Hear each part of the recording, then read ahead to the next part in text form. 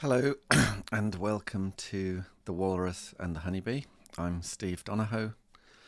I'm a smallish scale bee farmer in the UK, and this podcast episode is based on a blog post I did on my blog yesterday, 14th January 2025, and that was called Swarm Prevention Strategies.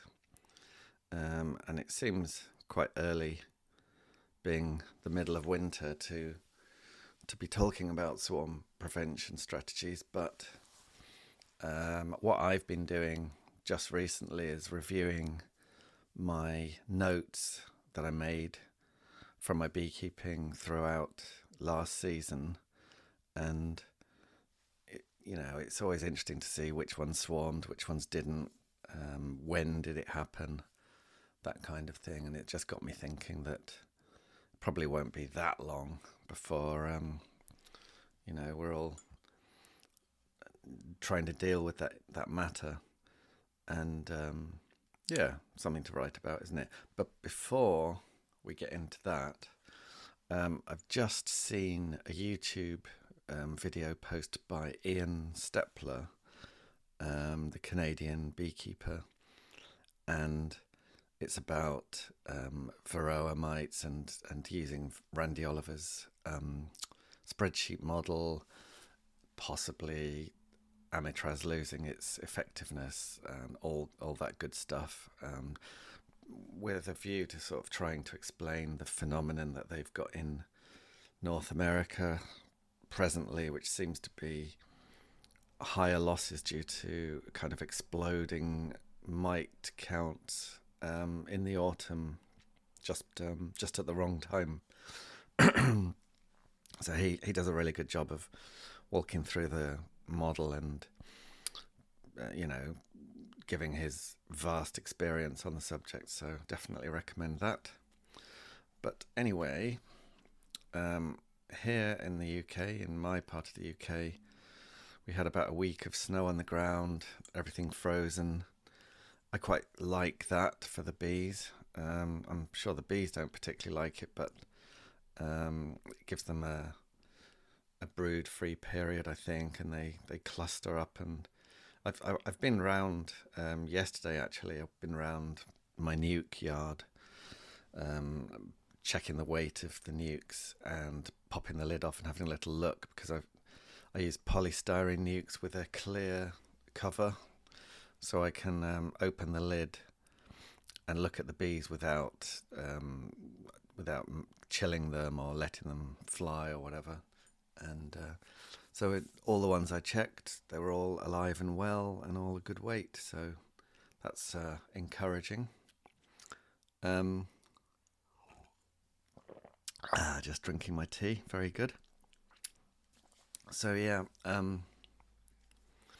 So basically, I think that's the worst of it now. I think we have quite a mild climate, and I'm pretty sure we're through the worst of the winter now, and days are getting longer, and looking forward to dealing with some swarming. So what causes swarming is a question often asked, and as usual with beekeeping, you ask 10 beekeepers a question and you get 11 answers, and there's probably a grain of truth in all of them. I think that the cause of swarming is that bees are living creatures, and essentially one of the main purposes at least of all living creatures, is to procreate, to reproduce, to pass on their DNA into the future, into future generations. So it's as simple as that, really. They're living creatures and they reproduce. And at the superorganism level, which is what a colony of bees is, it's the colony itself that reproduces rather than the individual bees. There's only one individual bee in the colony that's reproductive, the queen.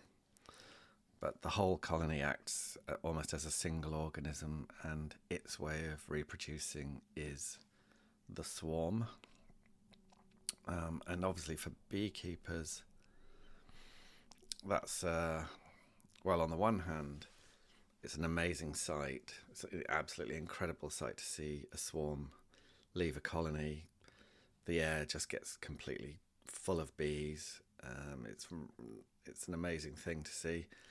And, you know, I can't say I hate it. In terms of being a bee farmer and making honey, it's not very good, because you lose bees, you lose brood for a while, or you lose a laying queen for a while. So your population of bees is going to dip, and if that, well, it almost inevitably means you'll make less honey than if they hadn't swarmed.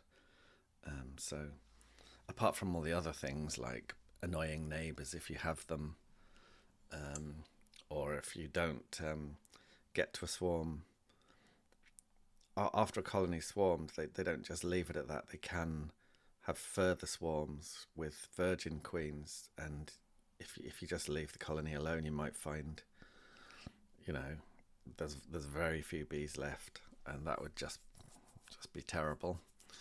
So as far as beekeepers are concerned, swarming's not great, but you can't help having a kind of respect for the bees and wonder at the whole thing as well. And also, we'll never be able to breed swarming out of them fully, or control it fully, or prevent it fully. It's just one of those things. All we can do is we can do our best and try and have an influence, but we're not the masters of bees. We're just trying to steer them in the direction that helps us. Anyway, as I referred to, I think earlier, there is a genetic component to the swarming propensity of different lines of bees. So my personal experience is that I raise a lot of my own queens, and one of the selection criteria is that they don't make swarm cells. I tend to use queens that are in their third season, and the very fact that they're still in a hive means they didn't swarm. But if they try to swarm, that would be a negative. So it's essentially they've got into their third season without even trying to swarm, albeit that I've been managing them, giving them space and so forth to try and prevent swarming. Anyway, I've been doing that for years, and I think I'm right in saying that my bees are less likely to swarm than they would be if I hadn't done all that. But they're far from, they swarm, you know. It's not, I've seen bees, like my co-author of the Healthy Bees, Heavy Hives book, Paul Horton. He's a bee farmer in Lincolnshire, makes absolutely tons of honey, really good beekeeper, and he hasn't got time to mess about raising queens, and he buys them in. He buys these Danish buckfasts from the quite north of Denmark, a guy called Ivan Nielsen. And obviously bees are bees and they vary, but on average those bees are very productive, very gentle, and very unenthusiastic, shall we say, about swarming. In fact, sometimes they just peter out rather than even supersede, which isn't exactly great. But the point is, with a comprehensive breeding program, isolated population, you know, island mating, all of that stuff, proper breeding that's with genetics that goes way over my head, they have produced a bee that basically doesn't like swarming that much. I think in Paul's case it's down around the kind of like 20 to 30%, sort of try to build cells. In my colonies, with what I've done, it's in the kind of 40 to 50%, which sounds pretty bad, but my local bees, I would say it's even higher than that. So genetics can have an effect. It's certainly not the whole picture. And also you have different strains, different subspecies of bees. So you have carniolans and mellifera, the European dark honeybee, and the Italian bee, ligustica, and many others. As a subspecies, there are certain characteristics that are fairly standard to that subspecies. And for example, most carniolans tend to be more swarmy than, say, Italians. Obviously, you will be able to find exceptions to that, but the fact that on average carniolan bees are more swarmy than, say, Italians obviously shows a genetic factor. So there's no harm in trying to propagate the lines of bees that are less inclined to swarm. I'm not saying it's going to completely radicalize your beekeeping and get rid of swarming, but it's worth a go. Queen pheromones is another big one. The research shows that younger queens pump out more queen pheromone, and that there's a whole load of chemical signals that go on inside a beehive, some from the queen, some from the brood. And a young queen tends to have more of a hold over the colony, as in her pheromones suppress the urge of the colony to make another queen. So it's kind of self-preservation on her part, I guess.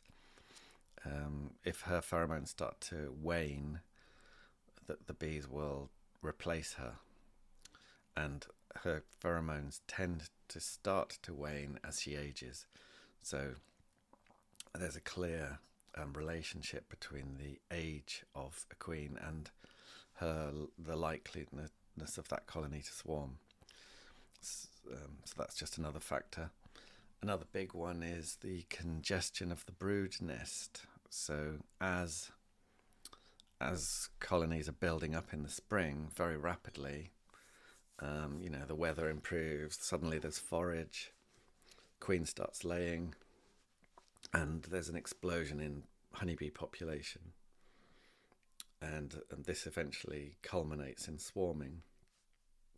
Well, it's quite possible at that time for the brood nest to become absolutely full, really, full of nectar, honey, pollen, and brood.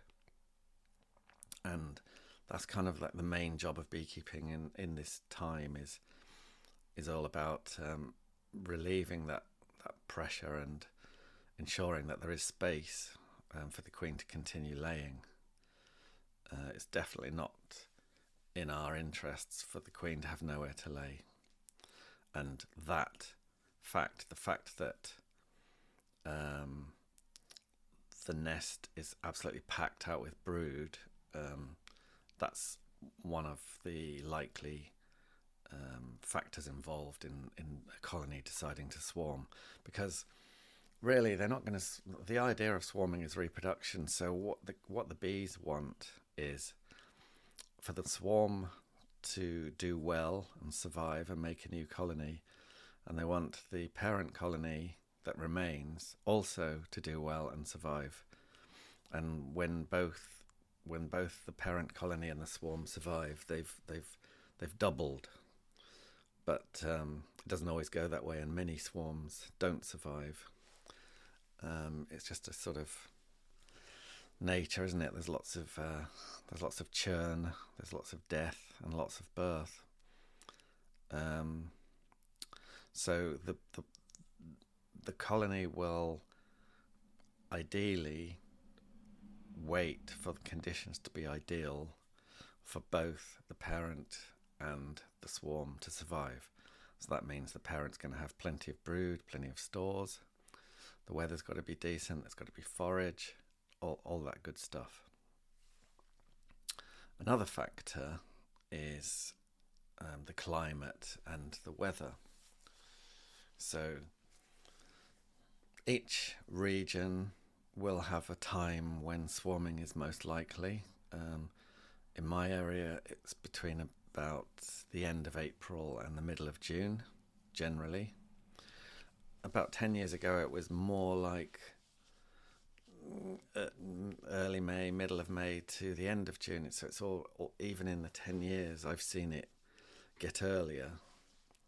But anyway, it's just to do with where I live, where my bees live, what the weather conditions are normally like, what the flora is like, the conditions, and as long as the bees are able to get plenty of pollen and plenty of nectar and conditions are good for flying, then they can rapidly expand, and that leads to swarming.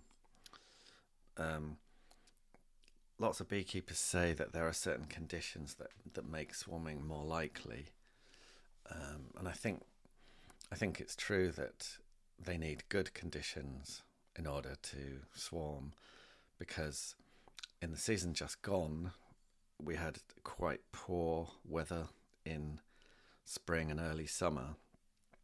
And it actually led to starvation of some of my colonies, because I just couldn't believe how bad it was after I'd taken off a spring crop. Normally at that point, and I don't take all the honey. I leave, half a super or so of honey for the bees. But first of all, it looked like we wouldn't get a spring crop. It was just hopeless, terrible weather. Then there was a 10-day period when the weather improved, and the bees went crazy on largely oilseed rape, but not just that. And we got a crop. We took that, left some for the bees, and normally at that point they're fine.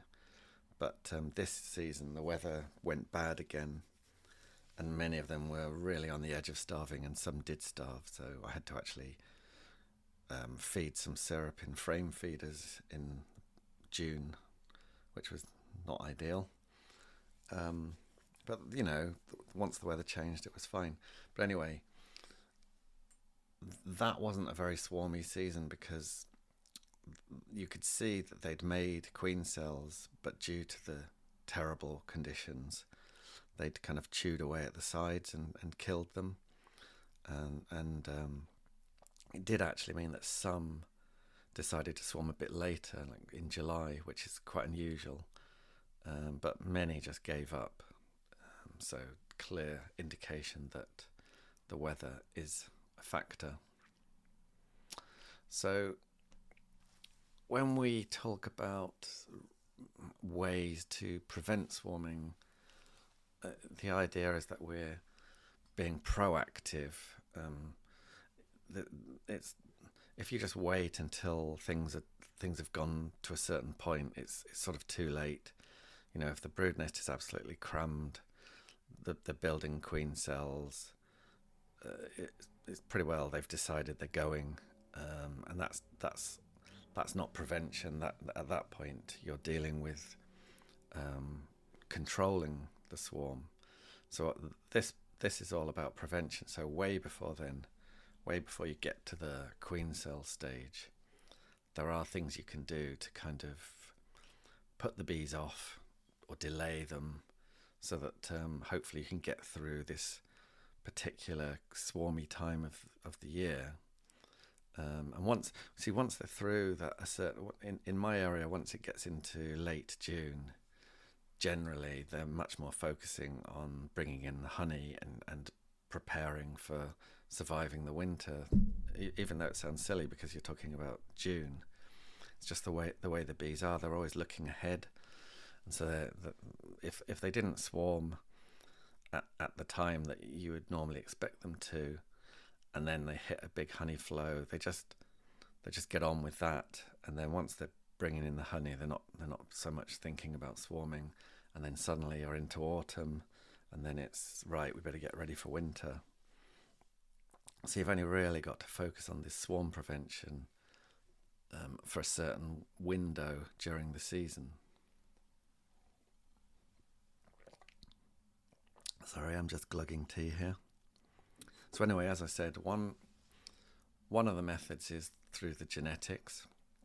So it's, if you're buying bees, the chances are if you go to a reputable breeder of queens, hopefully from somewhere a similar latitude to you, not bringing Mediterranean bees up to Scotland or whatever,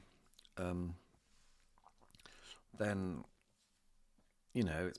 hopefully that breeder will have done the job for you.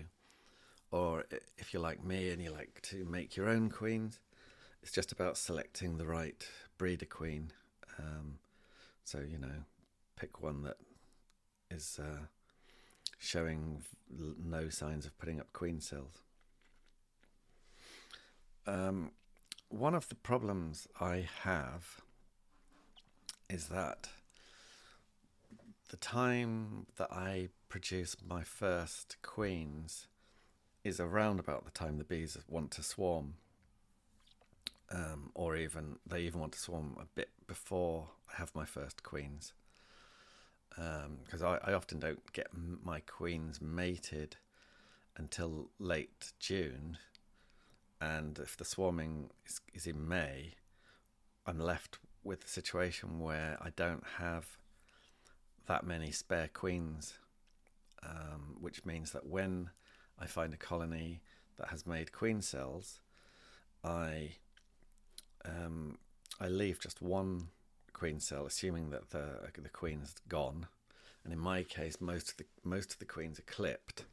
So what happens is they try to swarm, the queen falls to the ground, the rest of the bees come back home, and you're just left with a colony of bees and some queen cells.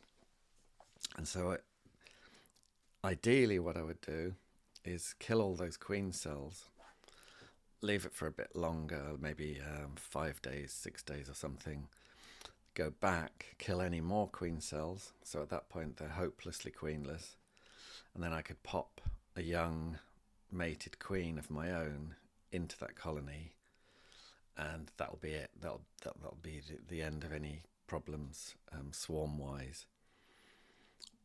Or, of course, if I had a queen cell from my queen breeding operation, or a virgin, I could do the same.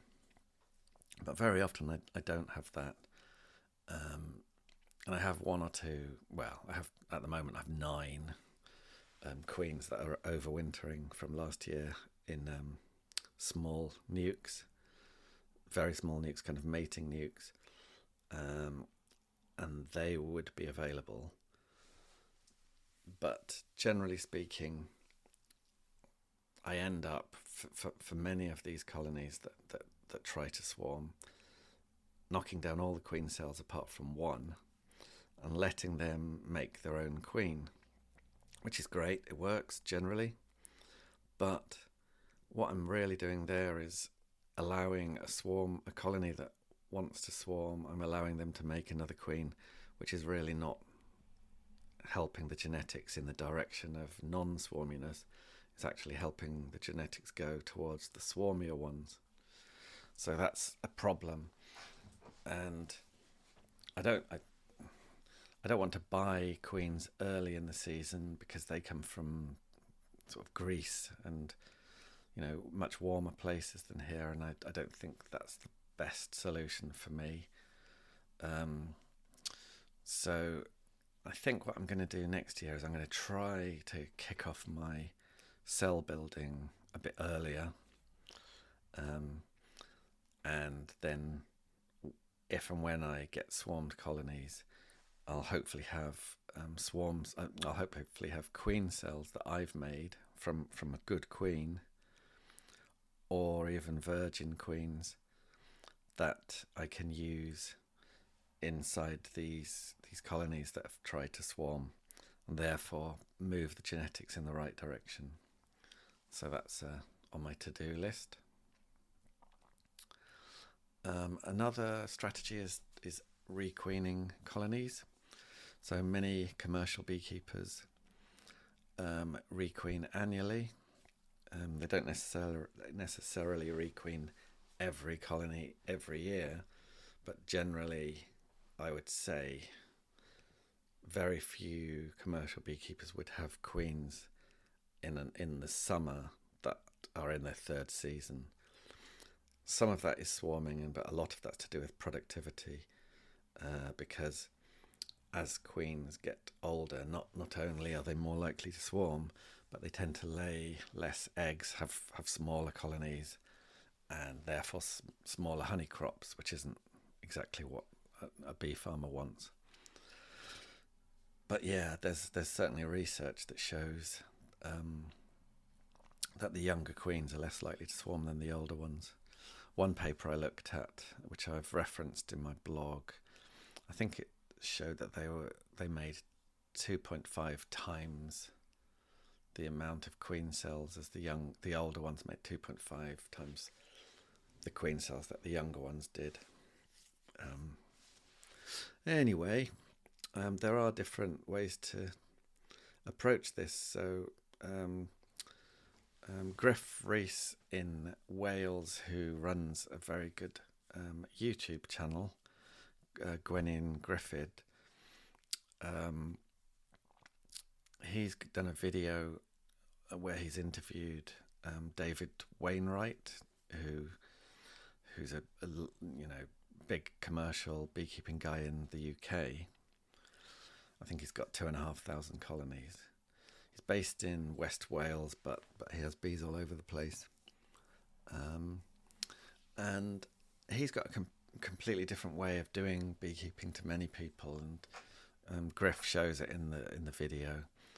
I think it's called No Weekly Inspections. I think that's the title of the YouTube video. And so he's not going around inspecting bees all the time and manipulating them. What he does, he just sets them up, bangs a load of supers on them, and lets them get on with it. And that works very well for him. And he has a whole apiary set up. How can I put this? So what an apiary is started off all at the same time, all from nucleus colonies, all the same age, and that batch of hives, that batch of colonies of bees, stays together, and so they go through the period of being nucleus colonies, then the period of being full colonies, honey production colonies, and then as they age and the production starts to drop, they get relocated to a kind of graveyard type site, which is just for bees that are getting old, and a new batch of nukes is brought into that site. So he's managing it that way, whereas the more normal way would be regular inspections and requeening, obviously, at a certain point. On the subject of regular inspections, that's fairly standard for in my area, kind of April, May, June. You really need to be getting into the colonies on a 7 to 10 day rotation, and what you're looking for is, are there any eggs in the colony? Are there eggs being laid? Because that means you've basically got a queen. Is there space for her to lay? So you need to see a frame of comb that is available for the queen to lay eggs into. Is there enough space for the bees once the current sealed brood emerges? Because they're expanding rapidly, and if you suddenly, all the sealed brood emerges and loads of bees pop out, they need somewhere to hang about. So that's where placing supers on the colonies goes. And also, are there any swarm cells? which are normally at the bottom of the brood frames, sticking out at the bottom. But these are the things you need to look for every 7 to 10 days. And that leads us on to space. So basically they need space. They need space for the queen to lay, and they need space for the bees. And they also need space to store honey. And many beginner beekeepers don't really appreciate how big colonies can get and how quickly they can get big, and the need to be really ahead of the bees, putting in space almost before they need it, but just before, and that's the way to kind of just stay ahead of them, adding space, and then they'll continue to expand rather than hopefully rather than swarming.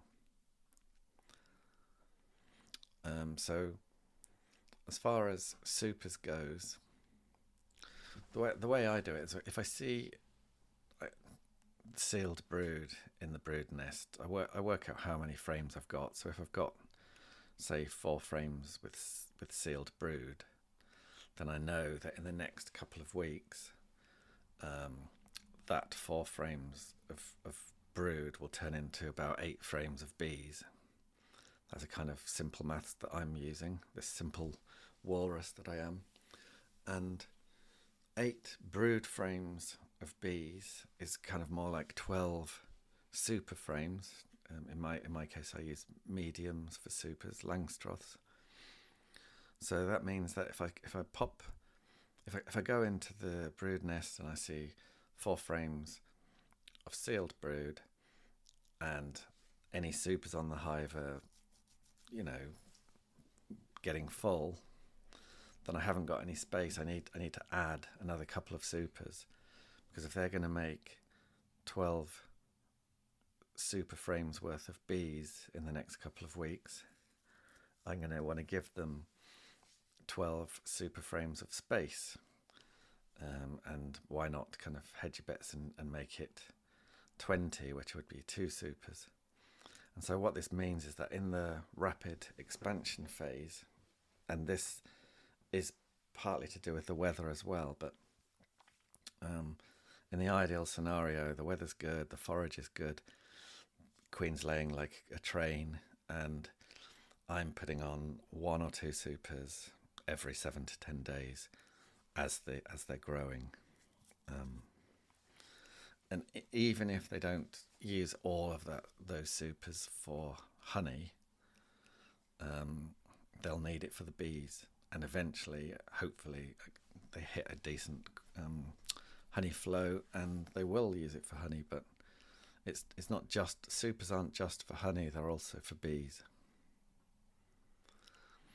Regarding the brood nest congestion, there's so many ways to do this, but what we do is frame swapping. So what we do is, if you find a colony that's kind of getting a bit strong, loads of brood, then we'll pull a frame or 2 of sealed brood out of that colony. If this is early on, I don't know, like April or early May, we'll pull a frame or 2 of sealed brood out. There's no point pulling out open brood. Excuse me. And replace that sealed brood with ideally drawn comb, but it can also be foundation frames. And early on, what we want to do is kind of keep the brood nest together. And so once I've taken the brood frames out, I shove all the frames that have brood on close together, and then put the empty frames that replace the brood frames I've removed to the edge of the brood nest. As we get further into the season and they get stronger and stronger, I actually stick foundation frames bang in the middle of the brood, because they're strong enough to deal with it, and they quickly draw it out, and hey presto, she's got a frame to lay in. with me and my bees and using Langstroth brood boxes, they have either 9 or 10 frames, depending on if they start off with 10 frames. A year or two in, they're down to 9 frames once they're drawn out. That's what we do, and so of those 9 or 10 frames in the brood box, we need at least 7 to be reserved for the queen to lay in. So we'll have a frame of largely honey at the edge of the brood box. Somewhere in there, maybe a frame with quite a lot of pollen on, but the rest of it, pretty well, we need it to be available for the queen to lay in, which means part of the job is to go in there and pull out any extra frames of honey that the bees have made, because they don't always stick it in the supers. Sometimes they stick it in the brood box. A frame of stores in a Langstroth brood box, that's fine. 3 frames of honey, that's too much. So we pull those ones out, and as I said before, sometimes we're pulling out sealed brood too, and these are getting replaced with empty comb and then foundation. And this just continues through the swarm season, and it just ensures that the queen has somewhere to lay, takes the pressure off. And a plus point really is that these frames that we remove can be used to make nucleus colonies, or brood can also be used in a cell builder colony. So we need to make strong colonies with loads of young bees to make queen cells as part of our queen rearing. And it's ideal to have these extra frames of sealed brood from the colonies that are heading towards swarming. Another strategy is reversing boxes. So in many countries, double brood is a standard configuration that goes into winter, and they tend to go into the winter with the bottom box has the bees and the queen, the top box has a load of honey, and then by the time you get to spring, the bees have moved up, eaten away into the honey, and the top box is the brood nest, and with the bees and the queen, bottom box is pretty well empty.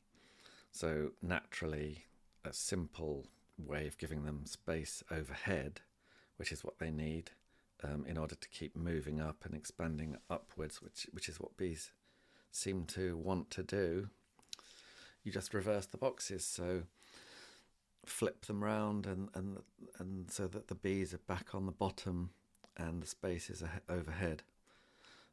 So I do that sometimes, but mostly my bees are going into the winter in a single brood, although very often they're in a single brood with a super, which is actually the bottom box. So what we do is when we're harvesting our honey in the autumn, well, late summer, any supers that have kind of half a box of honey, they're not full, it's not worth taking them back to base and extracting them. We just put that box on the floor underneath the brood box, and the bees very quickly, because they don't want honey on the floor, they move it straight up into the brood nest, which is what we want, because that's their store, part of their stores for the winter. And so they just go through the autumn and the winter with more or less an empty super on the bottom and a brood box on top of that with the bees. So when we get to spring, we do the reversing then, and you want to get to them early before they start putting brood anywhere near the super. The medium box that's on the floor. But then, so maybe April time, we'll stick the super above the brood box a queen excluder between the two. So that's another way of providing space overhead. Another technique that I've heard about, I've heard quite a few people talk about this as if it's a really good strategy, is after the oilseed rape spring flow, a number of people put a whole box of foundation, a whole brood box of foundation on top without a queen excluder. And so they're strong, they've just been kind of building up on the spring forage, and the idea is they quickly draw out the foundation above, and then the queen moves upstairs, lays up the top box, and you've expanded them that way into a double brood. And the idea then is to take away the bottom box, so it's effectively a split. Take away the bottom box, which is by now it has no sealed brood, because that was the original brood nest, but the queen's moved to the top box, and so in the bottom box she's not been laying there, and so all of the brood has become sealed, and then it's emerged. And at that point, when you take the bottom box away and create a new colony, you can give them a queen cell or a mated queen, and treat them with oxalic acid because they have no brood. So I think this would work. So even when you take the bottom box away, there may be plenty of sealed brood in there. You set up a new colony with that box at a new site, give them a queen, but within 2 to 3 weeks there's no sealed brood. You can oxalic them, even though it's kind of June. It's still, if you get the chance to treat for mites when there's no brood, it's worth taking. And then you've created another colony, and the original colony, which is now on brand new drawn out combs, they'll benefit from that, because first of all the swarming pressure was removed because of the extra space. Secondly, you've changed the wax in a whole box of frames, reduces any nasty stuff that's hanging around in the wax and any disease. So they benefit from that. And that queen, the older one that's now on the new comb, she'll get requeened a bit later in the season. So this is one strategy that I've not myself done, but I've heard about it, and people talk about it as if it's a good thing. My concern with it is that sometimes the bees seem to want to fill a top box with honey rather than brood, so that wouldn't be particularly helpful, I don't think. So if you put a box of foundation on top of a brood box, and they just fill it with honey, that's not really quite doing what we want, but I guess you have to just watch it and see what they do. Another technique that's very definitely a prevention method, not control, is the so-called Demaree, based on George Demaree and his article that he published in the American Bee Journal many moons ago, 1892. And loads of people misinterpret what the Demaree actually is. Lots of people basically think a Demaree is a vertical split, which it isn't. It's a swarm prevention method that you're using before queen cells, and the idea is to provide loads of space for the queen to lay whilst keeping the colony as a whole. So it's one colony, not split into two. Anyway, I've kind of discussed this in my blog posts, and I've written about it before, and I've shown the article that's in American Bee Journal. But basically the idea is, in the bottom box, which is the original brood box, you leave the queen down there, but you take away all apart from one of her brood frames and move them into another brood box that goes above a queen excluder. So where the queen is on the bottom, she's got one frame with brood on, and the rest of the frames are empty comb and or foundation. I think just foundation would be pushing it a lot. I think there should definitely be drawn comb down there for her to start laying in straight away. So you've definitely given her an absolute mass amount of space in the bottom box, and all the brood has gone upstairs above a queen excluder. That will gradually emerge, and so that creates more young bees, which will then move down to where the queen is, later on. And as the colony is growing and bringing in honey, you obviously need to add supers, and the supers actually go between the two brood boxes. So you end up with a brood box on the bottom with the queen, and she's laying up her newly drawn comb, a queen excluder above that, a load of supers as required, and then a top box which has brood in it that's gradually emerging but no queen. And eventually that top box, which is a brood box, will become empty of brood and start filling up with honey.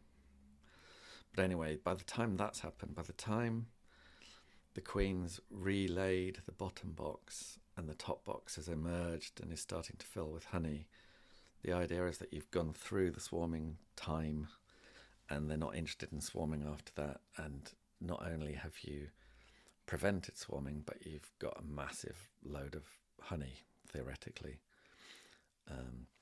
Downsides, a lot of lifting.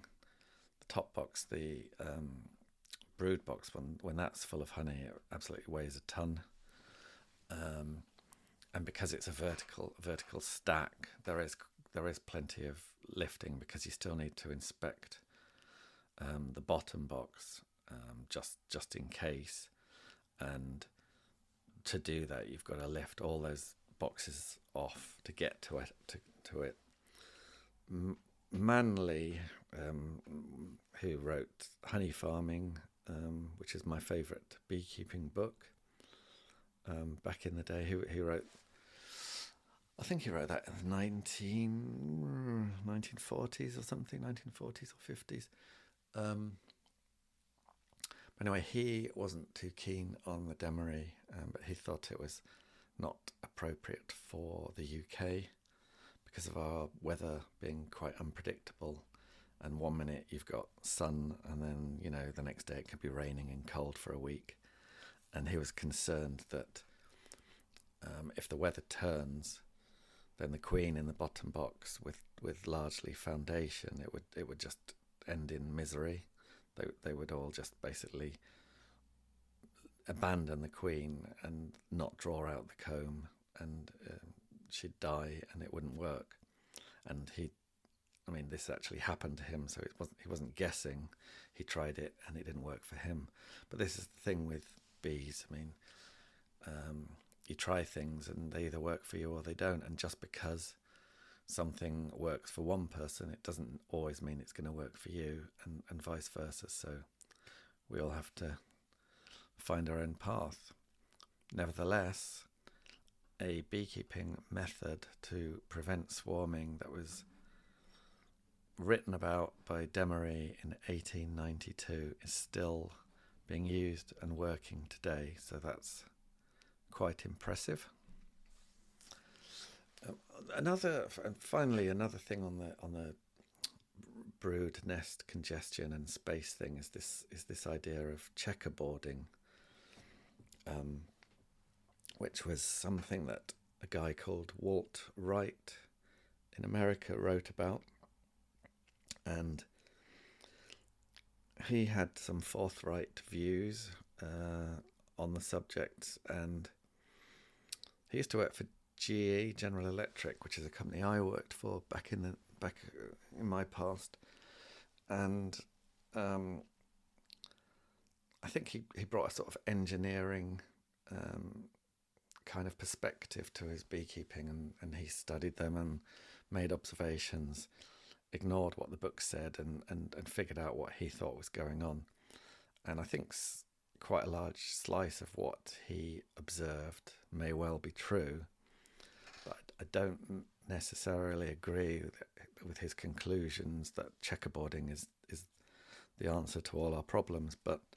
And my friend Michael Palmer, based in Vermont, used to have many arguments about this on beekeeping forums because he was very much against it. And I'm kind of siding a bit more with Mike than on this one because I know and trust him, and he's a very good beekeeper. So, but you know, as I said, it can work for some people. And indeed, some people in the UK, in Oxfordshire, wrote a book on this, and it worked for them. There's a small book published by Northern Bee Books called Swarm Management with Checkerboarding. And the authors are White, Hunt and Bannister. That kind of goes through the method. And basically the first manipulation is in December, so they're actually opening up the colony in December and fiddling around with frames, which many people would not be happy with, but as far as they're concerned, it's a good strategy that works. And basically what you're doing is that they're going into winter with a super of honey above the brood nest. That's how they're going into winter. And when it gets to a certain point, this December time, they do the checkerboarding, which is that they add another super of drawn comb, so that you end up with two supers over the brood nest. But they alternate the frames, honey drawn, honey drawn, honey drawn, across both boxes to create this checkerboard pattern. And then once that's done, there's no more work to do until the spring, I don't believe. But anyway, the idea is that it's breaking up the kind of block of honey above the bees, which queens tend not to want to cross that. So when there's a big lump of honey above a brood nest, that almost acts like a queen excluder. Whereas this checkerboarding method opens that up, and they're not using a queen excluder. So what's happening is the bees are able to expand upwards into that, and that allows the space to relieve any brood congestion. So Walt Wright was very confident in that method. I must admit I'm less so, but I've never actually done it, so I've got no right to criticise it. So in summary, regarding preventing swarming, it's definitely something that's worth doing, and you need to be ahead of the bees. You need to understand bees and understand what they're doing, and just ensure that all these factors that are coming together, the time of the year, the weather, the forage, the genetics of the bees, the amount of space for the bees, the amount of space for the queen to lay, all these things, you just have to get in there early and ensure that you're a little bit ahead of the bees. So the queen's always got space to lay. Any emerged brood that turns into bees, they've got space for those bees, space for honey, all the rest of it. And hopefully doing that, and hopefully using queens that are from not such swarmy stock, you can reduce the degree of swarming, which will save you quite a lot of hassle because dealing with swarm cells is a whole new topic that requires management. But more importantly, hopefully, you get more honey too. Okay, so that's the end of that. I hope somebody found that helpful. And if you have comments, maybe visit the blog, thewalrusandthehoneybee.com. You can add comments. If you think it's valuable information, then please share with other beekeepers.